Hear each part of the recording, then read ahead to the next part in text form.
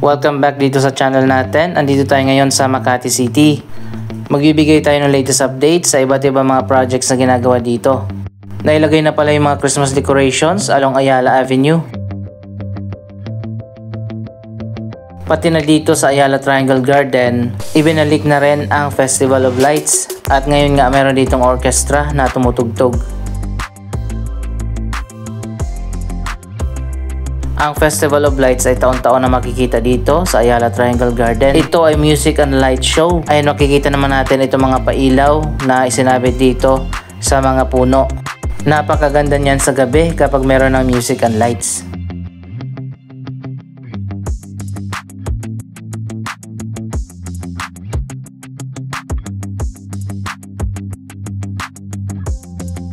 Unti-unti na palang natatapos ang rehabilitation dito sa Ayala Triangle Garden. May mga bagong walkway na dito. Ginagawa na rin ang bagong landscaping.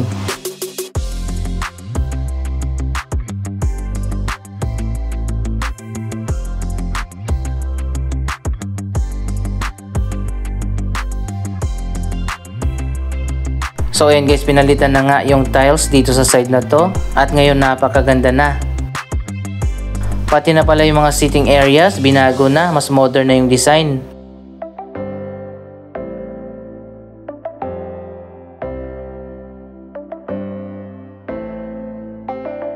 Mas maganda na ngayon yung sitting areas kung i-compare natin dito sa kabila.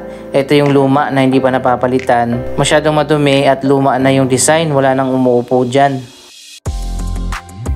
Ito mas maganda na sa ngayon.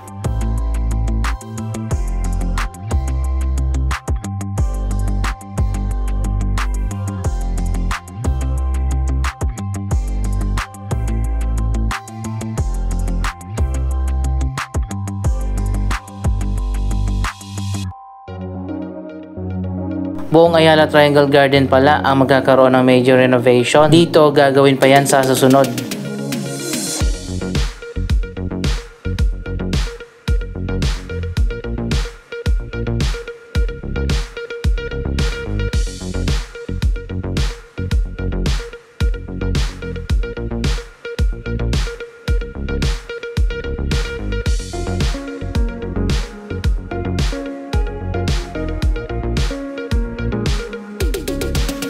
Sa kabilang side ng Ayala Triangle Garden, unang ginawa ang major rehabilitation at nagtayo na nga dito ng isang commercial strip. May mga bagong restaurant na at mga cafe dyan.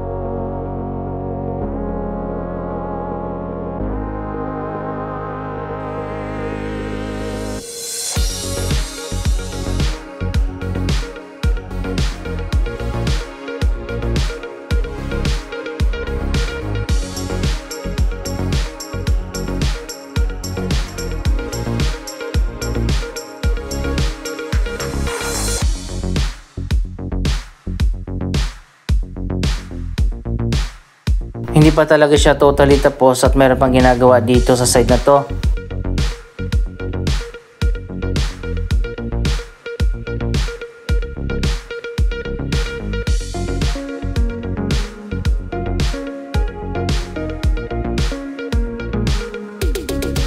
Wow, eto na, meron ng binuksan na isang bagong walkway at pwede na tayong dumaan dito.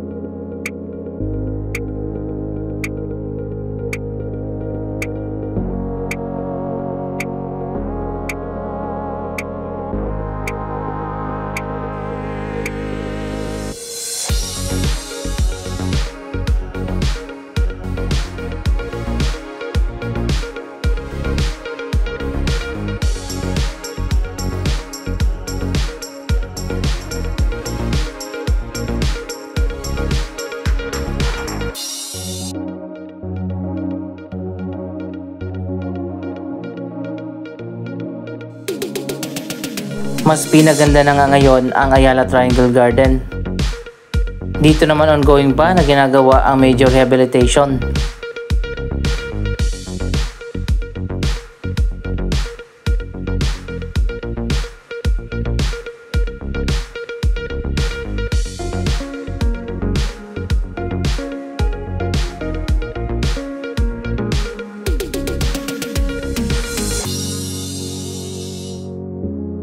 Hindi Hindi lang dito sa Ayala Triangle Garden, pati na sa may Ayala Avenue, ang mga underpass ay pinapaganda na rin sa ngayon. Mamaya pupunta tayo doon.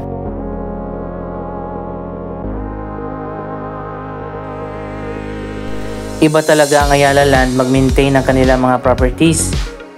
Maganda naman dati ang Ayala Triangle Garden, pero mas pinaganda pa sa ngayon.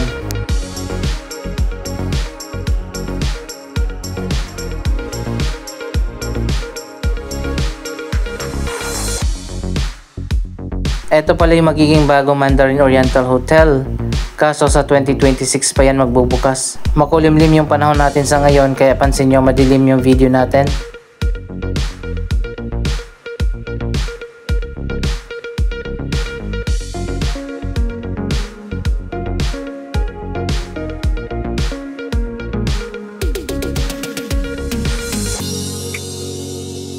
Napakaganda rin ng landscaping dito sa baba ng Ayala Triangle Gardens Tower 2.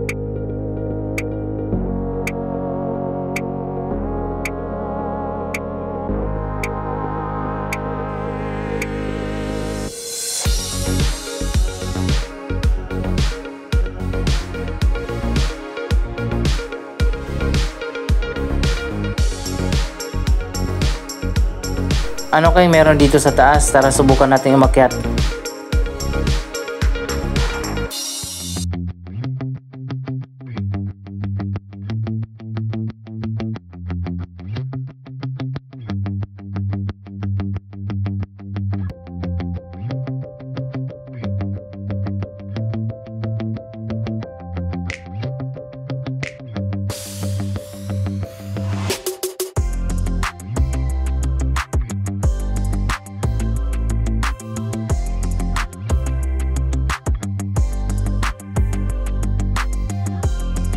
So ayan guys, ito ang view mula dito sa taas ng Ayala Triangle Gardens Tower 2.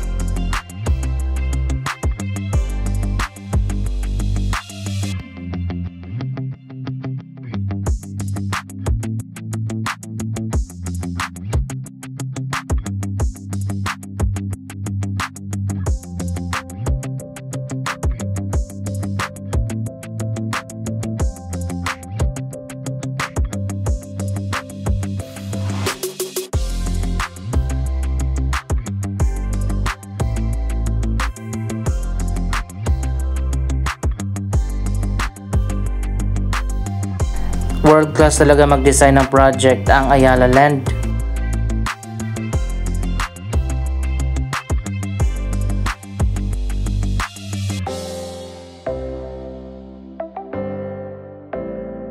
Meron pa ditong artificial na waterfall. At dito sa ilalim, meron diyang commercial center. May mga restaurant, cafe, supermarket at marami pang iba. Andito naman tayo ngayon sa Paseo de Rojas Underpass. May ongoing na major rehabilitation na ginagawa dito.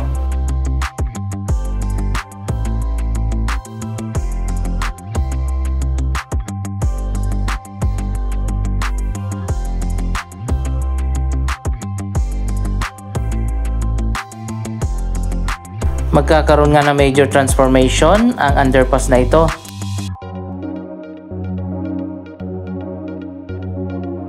Tinanggal na nga yung mga pintura dito, pati na yung mga mural. Ang mga tiles at mga ilaw papalitan din.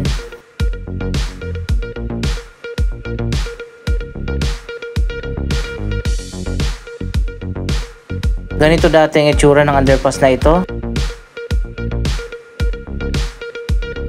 Ito ang pinakamalawak na underpass along Ayala Avenue. Medyo masikip siya ngayon kasi nga may harang dito sa gitna. Ito na pala yung bagong tiles na ipinalit.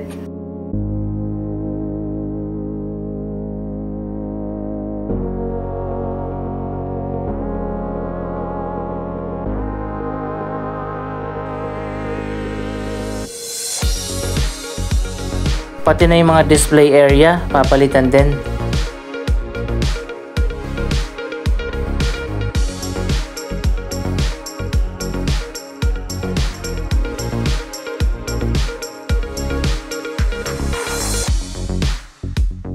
So ayan guys, hindi pa siya tapos. Abangan natin ang magiging final result ng major rehabilitation dito sa Paseo Underpass.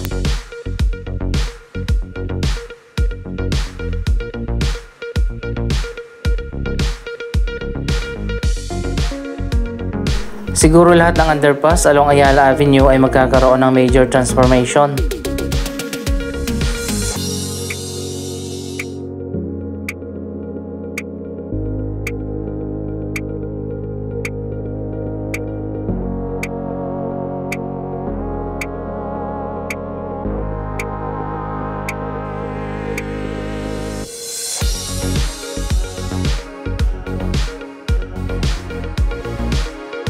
Bago na rin pala yung mga ilaw dito.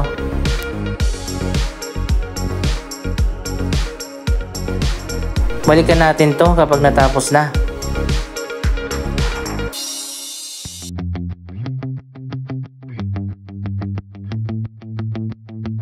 Ito lang pinakaayaw ko dito sa mga underpass ng Makati City. Dapat kasi dalawa na yung escalator.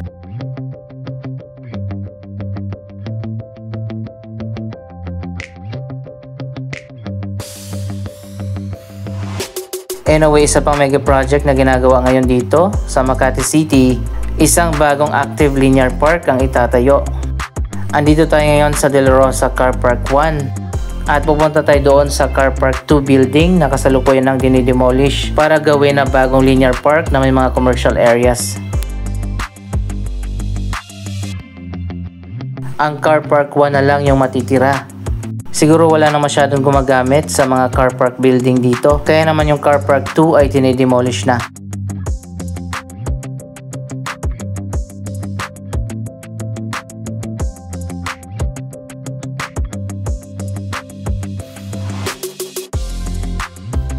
Bago tayo makarating doon, madadaanan pala natin ang ginagawa na bagong BPI Tower. Ongoing na nga ang construction sa bagong BPI headquarters. Dito yan sa kanto ng Ayala Avenue at Paseo de Rojas.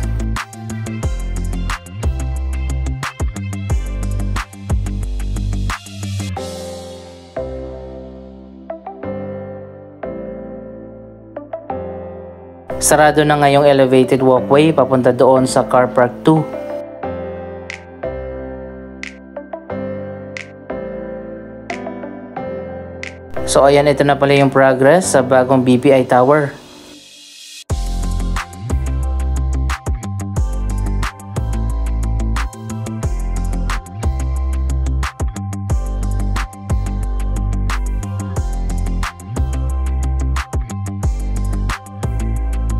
At dito naman sa kabila ang De La Rosa Car Park Building 2 na ongoing na ngayon ang demolition. Ayan, makikita naman natin kalahati na yung na-demolish.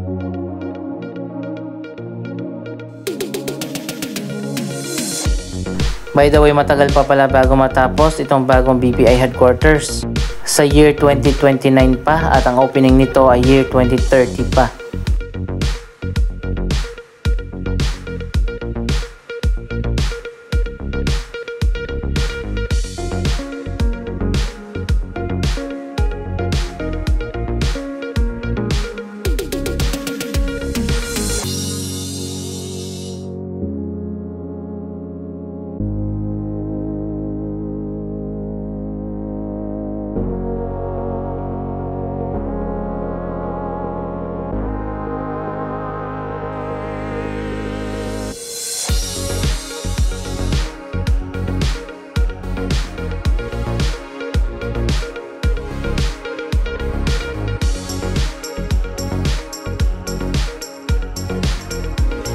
Magtatayo nga dito ng active park na may commercial spaces.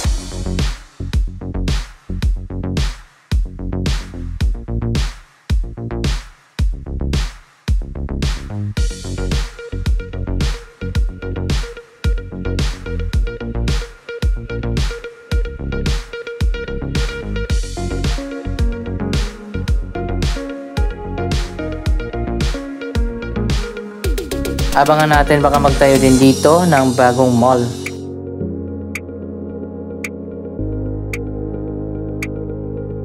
So ayan guys, ongoing pa ang demolition sa Car Park 2. Abangan natin ang bagong Central Park na itatayo dito.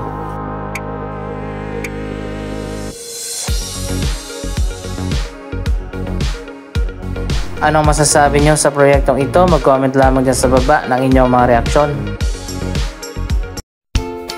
Maraming salamat sa inyong panonood. Don't forget to like, share, comment, at subscribe. Thank you for watching.